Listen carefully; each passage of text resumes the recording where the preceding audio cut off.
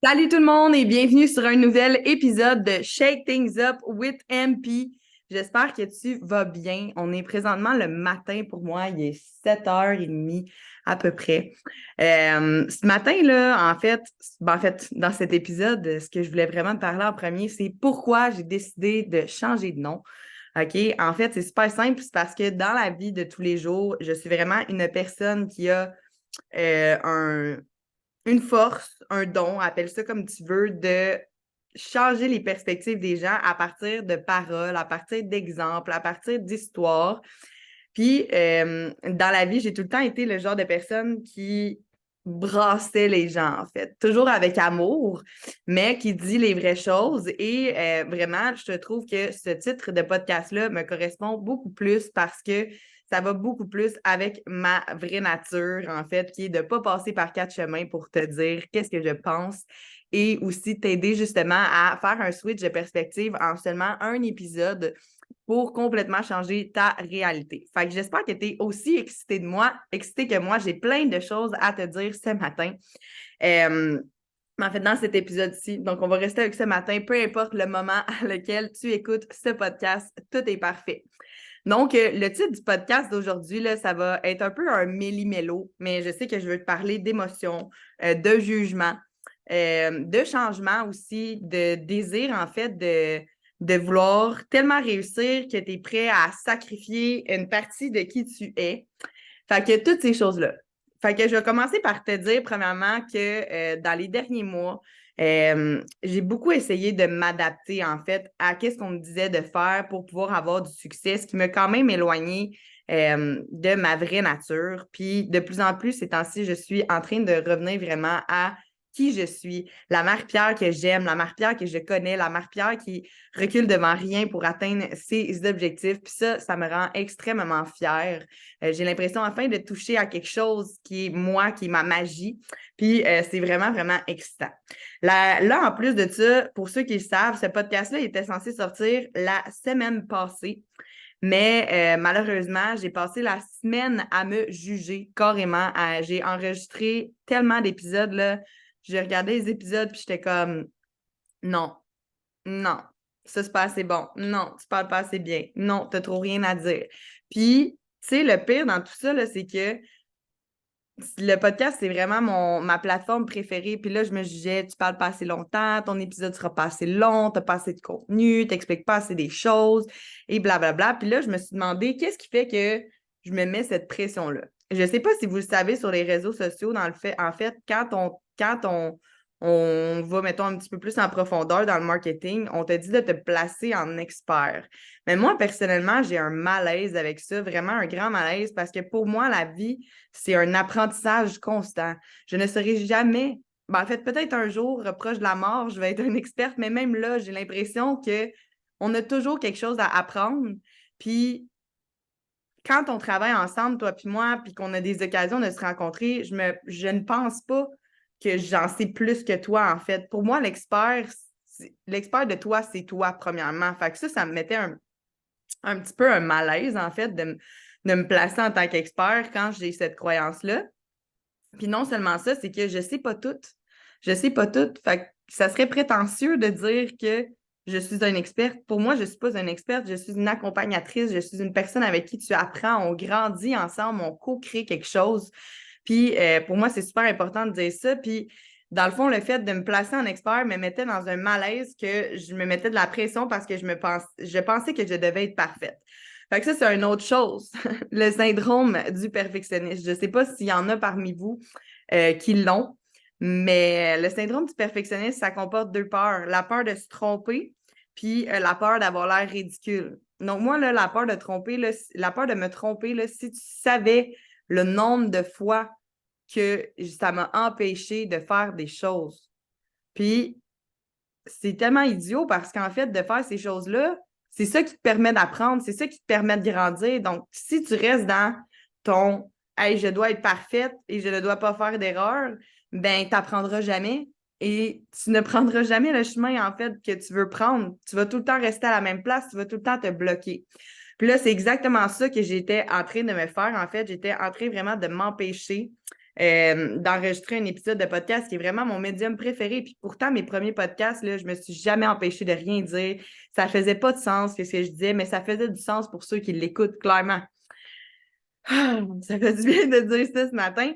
Puis tu sais, j'ai passé la semaine à me juger. Puis le jugement, c'est quoi? Tu sais, c'est tout le temps l'action de penser quelque chose, puis c'est de se critiquer. Je sais pas si toi, la voix de ton jugement dans ta tête, elle est forte, mais moi, ma petite Francine, parce que je l'ai appelée Francine, ces temps-ci, elle est très forte. Elle me juge énormément et j'ai de la misère à la faire taire ces temps-ci, vu que je sors de ma zone de confort. Puis ça, je dis ça le plus vulnérablement du monde, OK? C'est pour ça, dans le fond, que j'ai décidé d'enregistrer ce podcast-là le matin, parce que je sais que Francine, le matin, est pas réveillée de bonne heure, la petite Francine. Fait qu'elle me laisse un petit peu plus dire qu'est-ce que je veux. Puis c'est vraiment dans le jugement. Mais tu sais, tout ça part d'une autorisation de soi, tu sais, au final. Est-ce que toi, tu t'autorises à dire qu'est-ce que tu veux? Ou est-ce que tu te juges constamment quand tu le fais? C'est tellement important de se demander ça, tu sais. Puis qu'est-ce qui veut ton jugement pour toi? Tu sais, moi, je trouve que c'est important de prendre ces parties-là de toi, mettons, puis de t'asseoir avec Francine, dans ta tête, bien sûr, puis de dire, Francine, c'est quoi ton problème? Qu'est-ce qui se passe? Qu'est-ce que tu veux? Qu'est-ce qui fait que tu me laisses pas euh, parler, en fait? De quoi tu as peur? Puis moi, Francine, c'est drôle, elle a peur du jugement.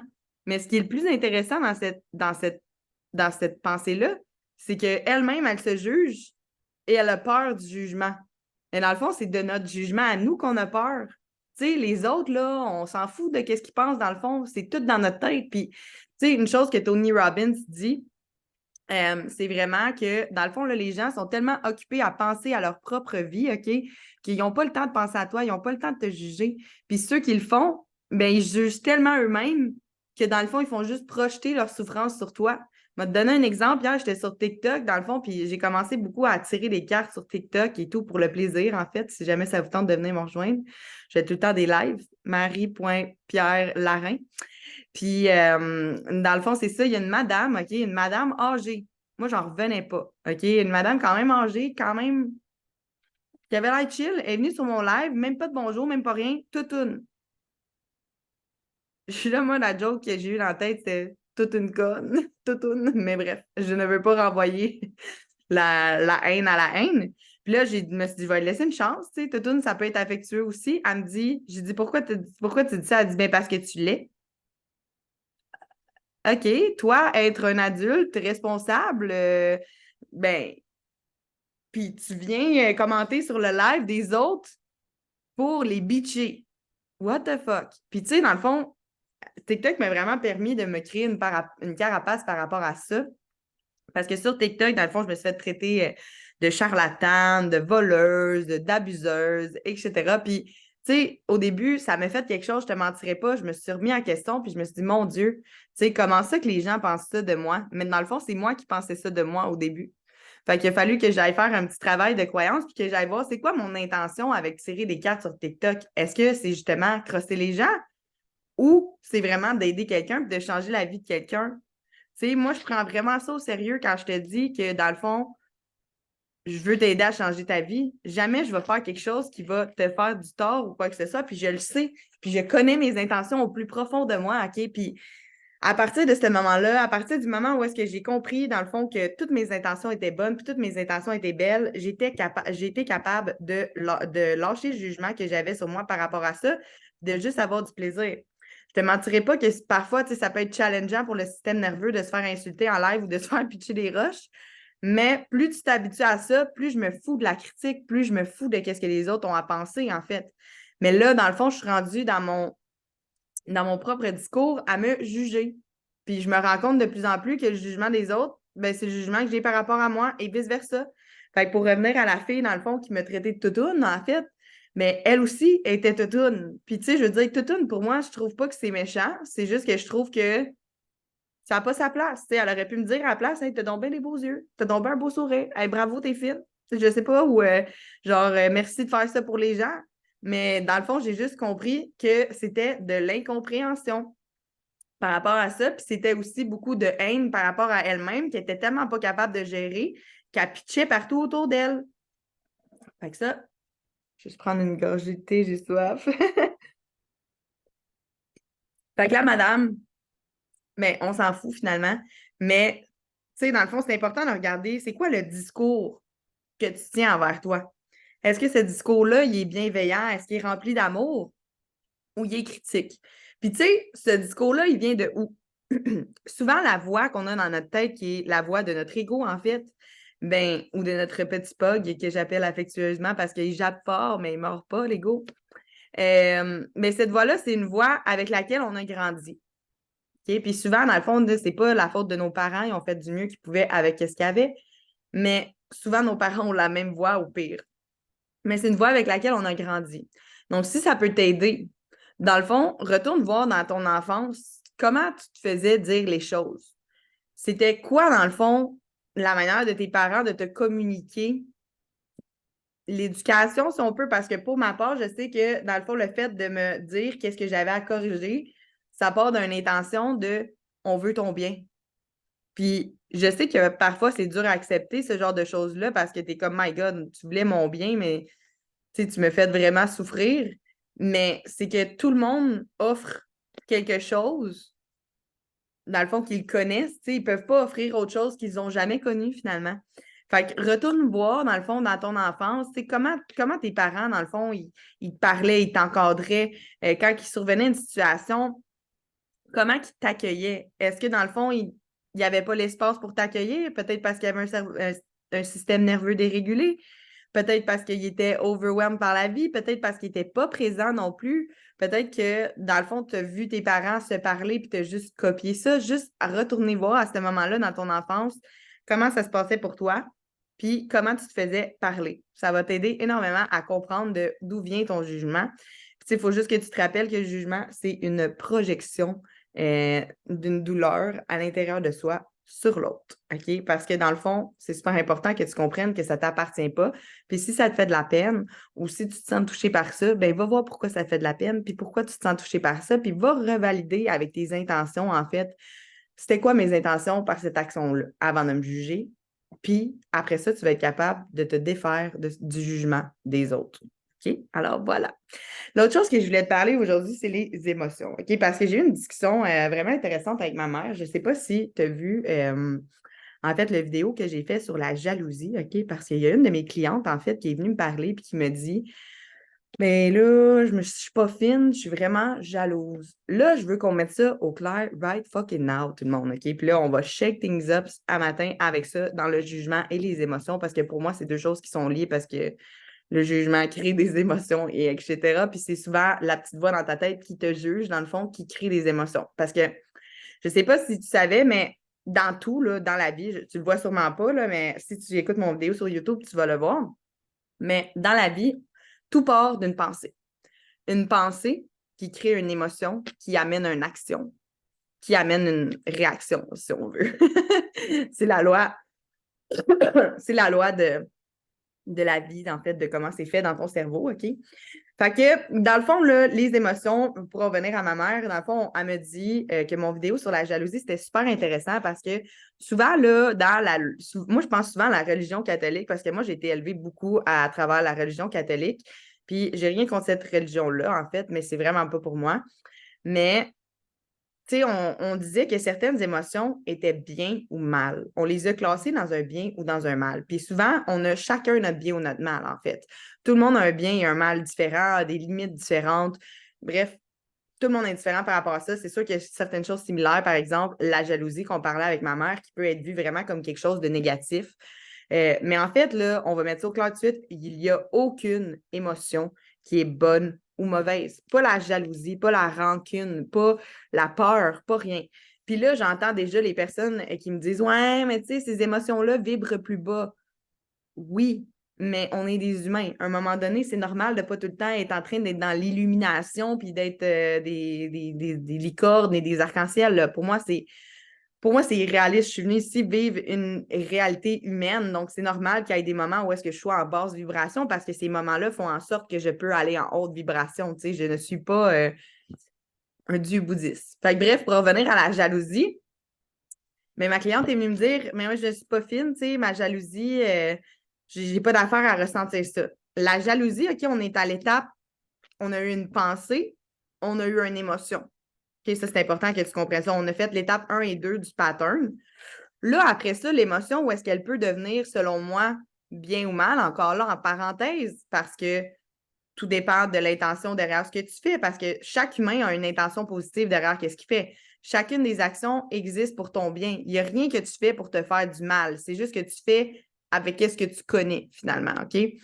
Puis, des fois, qu'est-ce qu'on connaît, c'est peut-être pas le top, mais on fait toujours de notre mieux. Ça, il faut se rappeler ça. Fait que, dans le fond, là, c'est là que l'émotion, elle peut être classée dans le bien ou dans le mal. C'est qu'est-ce que tu décides de faire comme action avec cette émotion-là. Je te donne un exemple, la jalousie. La jalousie, dans le fond, là, c'est pas mauvais. Tu sais, je veux dire, la jalousie, tu peux l'utiliser de plusieurs façons, mais je vais t'en donner deux. La jalousie, tu peux soit choisir, dans le fond, d'agir sur cette jalousie, attendez, je l'avais en anglais, d'agir sur cette jalousie-là. Mon Dieu, j'ai la misère. Prends une petite gorgée. Tu peux décider d'agir sur cette jalousie-là, en fait. Tu peux décider de un, soit que tu vas faire de la misère à la personne de qui tu es jalouse parce que tu veux lui enlever son bonheur. Puis ça, je te dirais que ce comportement-là, c'est là que ça devient mauvais ou, tu sais, pas tellement positif ou que ça te donne rien. Mais encore là, si tu fais de ton mieux avec ce que tu as à ce moment-là, tu peux pas faire mieux, mais l'important, c'est de le réaliser puis d'en prendre conscience. Puis de se dire, ah ben là, tu sais, je suis consciente que qu'est-ce que je fais en ce moment? Ben, peut-être que c'était pas la meilleure solution. Mais ça, c'est l'option 1. Ou la jalousie, l'option 2, tu peux l'utiliser et te dire, hey, wow, dans le fond, je l'envie, cette personne-là. Qu'est-ce que je vois à travers elle? Mais j'ai envie de l'avoir moi aussi. Fait qu'à partir de ce moment-là, ça te fait juste réaliser tes désirs, finalement, la jalousie. Puis si tu décides, dans le fond, qu'à partir du moment où tu ressens ça, tu l'utilises comme un indicateur pour réaliser tes rêves et tes désirs, ben, je vois pas le problème avec la jalousie. Puis, tu sais, là, moi, l'affaire que j'adore dire à mes clients, puis je suis désolée s'il y a des témoins de Jéhovah qui écoutent cette émission, mais je ne penserais pas, là, mais c'est que les émotions, là, sont là pour t'envoyer un message. N'importe quelle émotion, la colère, la peine, la tristesse, toutes, sont toutes là pour t'envoyer un message, puis ils font toutes partie d'un processus biologique dans ton corps. Fait que tu ne pourras jamais, jamais, jamais, jamais empêcher l'émotion. Mais par exemple, ce sur quoi tu as du contrôle, c'est comment tu décides d'y réagir. C'est qu'est-ce que tu décides de mettre de l'avant lorsque tu ressens cette émotion-là. Excusez, j'ai comme... C'est le matin, hein, fait que... Bref. Fait que c'est comment tu décides d'agir suite à cette émotion-là. Fait qu'enlevez-vous la culpabilité, enlevez-vous la honte. Mais en fait, vous ne pourrez pas vous l'enlever si vous la ressentez, mais demandez-vous qu'est-ce que la honte veut pour vous, comment vous pouvez réagir. Puis tu sais, hier, j'avais une autre cliente en rendez-vous aussi. Puis cette cliente-là me disait, oui, mais je veux contrôler mes émotions. As-tu déjà réussi à contrôler une éruption volcanique, toi? Je vais te raconter une histoire, OK? Je vais toujours me rappeler, dans le fond, quand que j'étais en traitement de l'eau, OK? C'était vraiment pas drôle, cette époque-là, parce que oui, si tu ne savais pas, dans le fond, j'ai fait j'ai fait un cours en tant qu'opératrice en traitement de l'eau dans mon autre vie. Dans ce temps-là, j'étais vraiment blessée, je me rends compte, puis je voulais plus rien savoir des autres humains. Puis j'avais comme tout gardé mes émotions à l'intérieur de moi. Puis j'allais au cours, en fait, de traitement de l'eau parce que je me disais, ah oui, tu sais, j'aime l'eau. Puis dans le fond, il y a une belle pension de retraite. Puis mes parents, dans le fond, je viens de sortir de thérapie, en fait, à la maison Jean Lapointe, parce que si tu ne savais pas, je te conseille de retourner à l'épisode 1. J'ai fait une thérapie, en fait, pour arrêter de consommer. Puis, j'étais vraiment broken là, à ce moment-là. J'étais à terre. Là, j'avais fait plein d'erreurs, je devais plein d'argent. J'avais l'impression que ma vie n'allait jamais reprendre son cours. Bref. Puis, je me suis inscrite en traitement de l'eau. Puis, en traitement de l'eau, dans le fond, là, pour moi, c'était tellement important. Là, puis ça, il y avait mon perfectionniste là-dedans de réussir que, mettons, à toutes les fois que quelqu'un m'annonçait quelque chose que je ne réussissais pas, j'explosais. Mais ça, c'était dû au fait aussi que je ne vivais jamais mes émotions puis je ne les acceptais pas. J'ai refoulé, puis je me disais, let's go, on continue. Moi, j'essayais de contrôler mon éruption volcanique intérieure, puis j'étais comme, ben non, il n'y a pas de trouble, on va mettre un bouchon là-dessus, puis let's go. Ça ne marche pas de même. Là. Ça ne marche pas de même, OK? Fait que dans le fond, à toutes les fois qu'un prof m'annonçait que j'échouais parce que c'était vraiment pas une matière. En fait, le traitement de l'eau, ça m'a vraiment sorti de ma zone de confort, puis ça m'a montré la persévérance et tout ça. Mais c'était vraiment pas mon domaine, puis c'était vraiment difficile pour moi parce que j'ai jamais été une fille de maths. Là. Puis tu sais, je m'en allais dans un cours qui faisait des mathématiques tout le temps. Fait que dans le fond, à toutes les fois que mes profs m'annonçaient que genre je coulais mon examen, j'explosais là. Je braillais pendant des heures, c'était la fin du monde. Ça avait pas de bon sens, ça sortait là, flou, flou, flou, flou, puis je n'étais pas capable d'arrêter. Puis dans le fond, moi je me disais, ben non, mais je le contrôle mon émotion, mais à un moment donné, le bouchon, il faisait pop comme du champagne, puis pouf, ça sortait, ça sortait. Puis ça, dans le fond, c'est de là qu'est parti mon concept, le syndrome feu d'artifice. Si tu prends pas le temps de vivre, OK, pas contrôler, mais vivre tes émotions et les écouter, bien, ça va exploser. Puis là, je reviens à mon exemple, dans le fond, de témoins de Jéhovah. Je sais pas si tu as remarqué que les témoins de Jéhovah sont extrêmement débrouillards, en fait, pour te passer le message qu'ils veulent te passer. Quand ils ne viennent pas sonner à ta porte, ils te laissent des lettres. Ils peuvent t'appeler. Mais là, tu sais, vu avec les téléphones, à cette heure, il n'y a plus bien de téléphone de maison, fait que ça se fait plus bien bien. Mais ils peuvent t'appeler, ils vont revenir sonner. Tu sais, des fois, je donne l'exemple, ils vont sauter devant ta fenêtre pour faire hey, je suis là! Mais là, ça, c'est vraiment dans mon imagination pour te prouver que les émotions, en fait, ils ne te lâcheront pas tant qu'ils ne seront pas entendus. Pourquoi qu'ils ne te lâcheront pas tant qu'ils ne seront pas entendus? Parce que c'est une réaction biologique dans ton corps. Donc, si tu gardes cette espèce de cocktail chimique-là à l'intérieur de toi, c'est sûr qu'à un moment donné, ça va exploser comme un feu d'artifice, ma chérie, OK? Puis, dans le fond, c'est normal d'avoir des émotions. On est des humains, on est en vie, esti. Genre, on peut-tu arrêter de se dire, ben regarde, là, moi, je vais être comme un roc, puis je vais aller travailler. Excuse-moi, mais as-tu vu toute la détresse qui existe dans le monde actuellement à cause de cette mentalité retardée-là, en fait? Puis, tu sais, je dis retardée, mais en fait, c'est rien de méchant, c'est juste qu'il est temps qu'on passe à d'autres choses. Il est temps qu'on vive nos émotions puis qu'on les accepte. Puis, tu sais, le plus drôle là-dedans, c'est que tu parles à une fille que ses parents ont eu des salons funéraires, OK? Fait que, tu sais, dans le fond, pour moi, les émotions, en fait, c'était pas que c'était pas bien reçu, mais tu sais, c'était quasiment comme j'ai jamais vu mon père ou ma mère en ressentir réellement, à part le stress puis peut-être la colère. Tu sais, c'était deux émotions que je savais que j'avais le droit, tu sais, mais les autres, puis c'est vraiment pas de la faute de mes parents, c'est juste qu'eux autres faisaient du mieux qu'ils pouvaient avec ce qu'ils avaient. Puis en fait, tu sais, mon père, en tant qu'entrepreneur de pompe funèbre, il pouvait pas rentrer avec une famille puis dire bon, ben écoutez, je vais pleurer avec vous. Puis, tu sais, moi, dans le fond, je savais dès l'avance que c'était à cause de ça que je ne pouvais pas faire ça, ce métier-là, parce que j'avais vraiment une grosse boule d'émotions à l'intérieur de moi qui était toujours prête à sortir. Puis les émotions des autres me touchent. Je viens les yeux pleins d'eau en disant ça. Les émotions des autres me touchent profondément. J'aime profondément le monde. Puis genre, de voir les autres souffrir, ça me fait de la peine. Puis ça, encore là, on embarque dans un syndrome peut-être de victime bourreau-sauveur qu'on parlera dans un autre épisode. Mais tout ça pour te dire que tes émotions sont belles, elles ont leur place. Puis si tu arrêtes de les refouler et de les contrôler, parce que contrôler est un mot de, tu sais, c'est je veux le gérer, là. Je veux décider à quelle heure je vais pleurer. Ça me fait rire de dire ça parce que je l'ai tellement pensé souvent. Ou genre là, j'ai pas le temps de pleurer, fait qu'on va remettre ça à plus tard. Ou tu sais, plein d'affaires comme ça, en fait, dans le contrôle, ça finit par péter aussi. Fait que la seule affaire à faire, là, c'est de juste laisser aller l'émotion, en fait, puis de la vivre à 100%. Puis ça va être beau, parce que ça prouve que tu es vivante, tu sais, puis les seules lignes droites dans la vie, c'est la mort, les amis. Tu sais, quand on pense à ça, c'est la mort. Fait que de vivre des hauts et des bas, you are alive, fuck. Just enjoy it. La vie est parfaite. Puis genre, oui, il y a des moments challengeants, mais il y a tellement de belles choses auxquelles on peut. En fait, il y a tellement de belles choses qui existent autour. Puis les émotions font partie de ces belles choses, en fait. Ça me touche vraiment de dire tout ça. Je suis vraiment fière.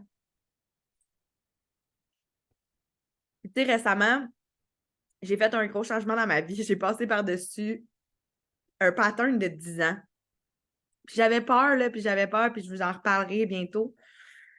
Je suis pas tout de suite prête parce que je suis encore en processus, mais j'avais peur, puis je suis tellement fière de l'avoir faite, puis je suis tellement fière d'être encore là, de le faire encore tous les jours, de me dire que c'est le temps que je vive mes émotions au fur et à mesure, puis que je leur laisse une place, parce que oui, je les vivais, mais pas toutes. Il y a certaines émotions que j'avais encore beaucoup de difficultés à vivre, puis ça, c'est pour ça que je me considérais jamais comme un expert, parce que je suis un humain en apprentissage qui co-crée avec toi, puis qui veut t'accompagner, je veux faire le chemin avec toi, c'est ça, littéralement. Fait que sortir de ce pattern-là m'a vraiment permis, en fait, de vraiment me vivre à 100%. Puis la Marie-Pierre, la petite Marie-Pierre, parce qu'on parle de ma petite fille intérieure, là, c'est une petite fille sensible. c'est une petite fille qui est touchée par le monde. Puis cette petite fille-là, là, elle est restée cachée au plus profond de moi-même parce qu'elle avait peur. Elle avait peur du monde, elle avait peur de se faire rejeter, elle avait peur de ne pas se faire aimer.